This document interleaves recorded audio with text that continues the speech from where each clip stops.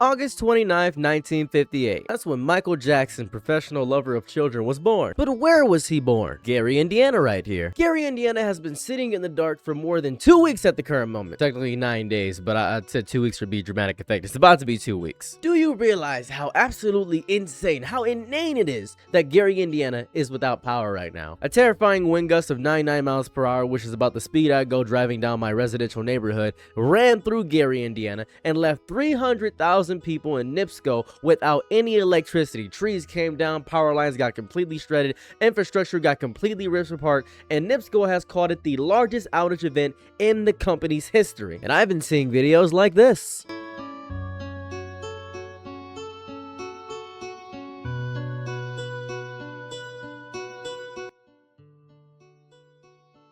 What the fuck? They can't even go.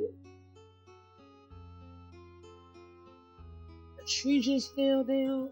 So we going on day 13, no power in Gary, Indiana. And guess who sent me my bill? I just feel like y'all should have delayed. I know it's for the month prior, but y'all should have said, hold on. Let's hold off on sending out them bills real quick. Cause me getting that in the mail this morning was not on my bingo card when I still ain't got no power. And then the motherfucker almost $400. Don't play with me, Nipsco. This was hurricane force winds ripping through Gary, Indiana, without anybody actually calling it a hurricane. These are intense winds annihilating this small little area. It's disgusting. But after the storm passes, another clock starts ticking.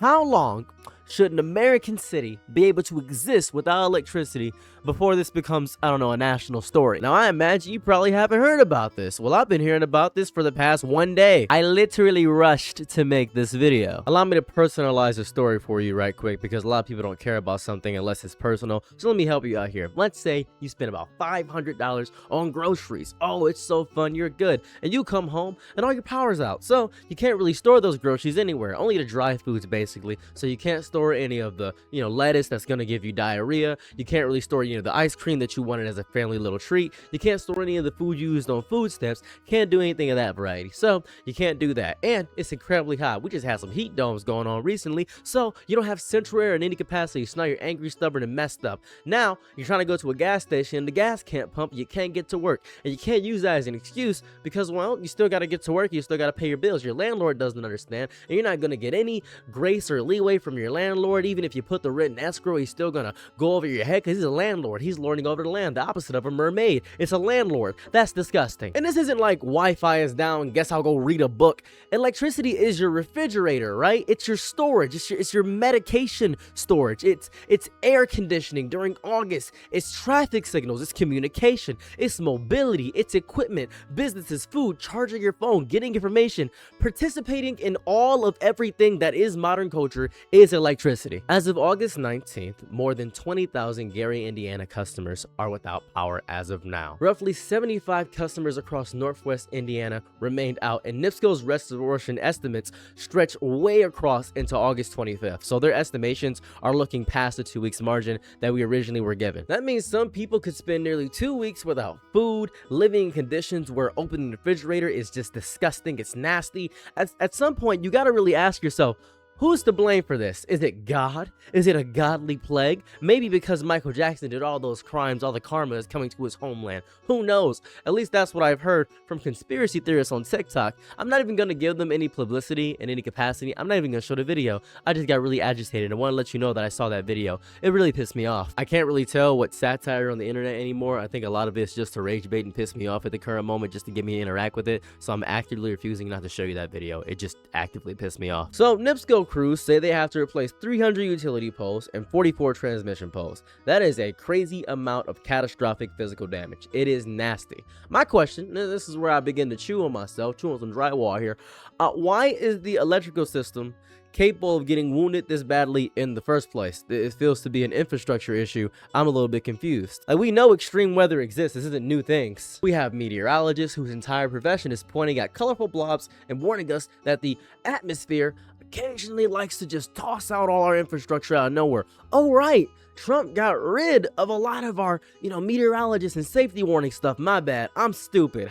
How could I be so dumb? Because we can't track a lot of this stuff because Trump isn't really paying those people anymore and just fired a bunch of people. Hence, that's why we got so much bad stuff going on when it comes to us not knowing about this stuff. The purpose of infrastructure is not merely working when everything is fine and dandy and there's no weather conditions. I'll give you an example. A bridge that only works when nobody drives across it is technically just an art installation. You just have it there to look pretty. So what's the point of having the poles that are not able to handle this weather? I've got a little special connection with Gary, Indiana, because it's become America's favorite city to abandon, much like people said they were going to abandon Detroit. Oh, Gary, Indiana, what about the crime and poverty and abandoned buildings? Whatever, fine, congratulations, you got it. Do you want a detective badge? You've done so much work. Oh, you live in Detroit? It's dangerous there. Help me move, I would appreciate it. I got a Patreon, that'd be awesome. You want to help me out? Donate, I would love that. Can't move without money, don't have any money, and nobody has any money, so they can't donate, and I completely understand. Life's tough. We all have horrible things going on. I do YouTube full-time, and I DoorDash, and I do Instacart, and I do Uber Eats, and I do Grubhub. I have to pay for many things. I don't waste money. I try to make sure to save all my money up so I can move. Just decades of deindustrialization, population loss, deinvestment, and financial stress have been ruining Gary, Indiana for so long, and then this storm happens and thousands of people in Gary lose electricity. Well, why don't they just move? I hate you, I hate you, I hate you, I hate you, I hate you, I hate you, I hate you, I hate you, I hate you, I hate you, I hate you, I hate you, I hate you, I hate you. You can't just move. People don't have the money to just move. Now, a lot of the richer communities in Gary, Indiana have been restored completely. As a matter of fact, they barely noticed that their power was out. They didn't even know what was going on. Now, NIPSCO explicitly denies that restoration priorities are based on race or income and says the order reflects the severity and complexity of infrastructure damage. That's pretty cool, right?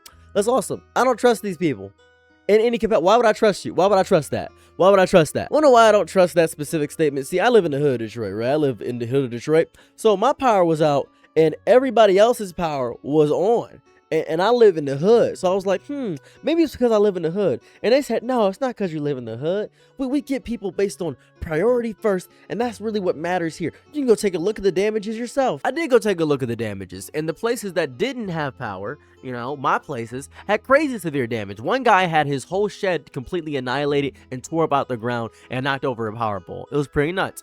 And then I go to the rich neighborhoods and like a little tree branch came down and slightly tizzied the power pole. And they said, we fix this immediately, don't worry. And then it's just I fear as though their infrastructure is better and they just have more care put into those neighborhoods. Maybe I'm stupid. Maybe I'm dumb. Do want to point out though, on August 15th, a NIPSCO vehicle working in Gary was struck by gunfire.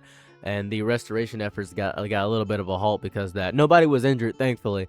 And Gary coordinated with police to make sure they're protecting the crews and stuff of that variety. But yeah, that's just it's hard to defend that one. That was a little bit nuts. That may have made the Gary efforts a little bit scary. I will admit that. I'll give you that. But it's a little bit of gunfire. Come on, one horrible incident cannot become the one magical little sentence that makes every other question disappear. That's just one little thing. Right? The blackout began August 11th. It's August 20th. It's August 20th, dude. It's August 20th. My biggest concern is that it just feels really quiet. Now, it has received coverage. AP, CBS Chicago, NBC Chicago, local outlets have reported extensively on this. But I'm talking about national coverage, right? Tens of thousands of Americans losing electricity for more than a week is very, very, very, it should be national news. I feel like, I don't know, this guy right here, this orange fellow, he hasn't talked about it at all. Does he not care about Michael Jackson? I don't know. Does he not care about Gary, Indiana? I mean, we're the same country that spends, 4 consecutive days arguing about a celebrity saying something kind of insensitive, right? Somebody's podcast microphone clips and they're just, all the Congress is talking about a podcast, all right? You hear it on TikTok, all this stuff. We have a city full of people throwing spoiled groceries into garbage bags, hunting for places to charge their phones, people messaging me. I'm just a YouTuber. I can't do anything. I've spoken to elected state officials, by the way, and I have called the mayor and I have called the elected officials in the city to talk about this, and I have been on Zoom calls with these people that I could not record, and I have talked to them about the infrastructure issue, and they have given me piss poor excuses for everything, and I'm able to talk to them as a Detroit person. You have the ability to message your elected officials and complain and talk to them. I want you to use that capability. I don't even live there, and I'm able to do that. Please note that. I think the biggest biggest issue is that nobody's making edits of the stuff. Nobody's making all these cool edits. Maybe if everybody on TikTok made an edit of all the, roads and sewage systems and electrical grids and water mains getting destroyed and all that stuff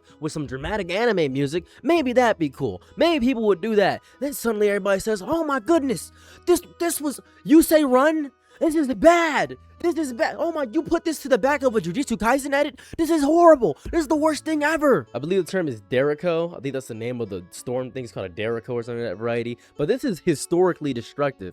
It's disgusting. Weather happened deeply to this place. We need to talk about this. We need to talk about the hundreds of poles needing replacement. We need to talk about the crews. I need to see more YouTubers talking about this. I have seen nobody talk about this at all. We have people that have jobs tomorrow morning, children who need dinner, elderly people who need a medication, buildings, businesses just watching inventory rot, and families trying to sleep through August without air conditioning. It is hot. It is really hot. I don't want to hear, well, it's Gary. Who cares? Help. Help. Help. If your definition of a functioning society ends at the city limits of poor places, you don't have a functioning society. You care about your comfortable little area, and you don't care about people. You care about being comfortable. And that's disgusting. That's disgusting. I hate that. So please, if you can, please call the Gary, Indiana officials line, please, if you can. The number's right here. If you can please call them, that'd be fantastic. I would love that indefinitely, and tell them to get on the job and get the power back indefinitely. I would link some GoFundMes, but last GoFundMe I linked about this, it was actually a scam, so I'm very hesitant to do so, to be quite honest with you. Anyways, have a lovely day or night wherever you're at. Hopefully Gary, Indiana gets his power back real soon. This is upsetting me to the deepest extent that it could possibly do.